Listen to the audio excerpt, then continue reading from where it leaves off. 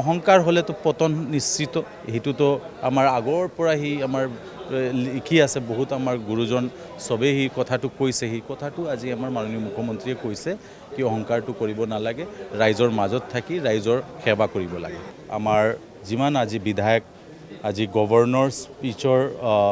এই motion on thanks যিটো আছে এইটোতে তেখেতে দীঘলীয়া এটা বক্তব্য ৰাখিছে বহুত পৰামৰ্শ তেখেতে আগবঢ়াইছে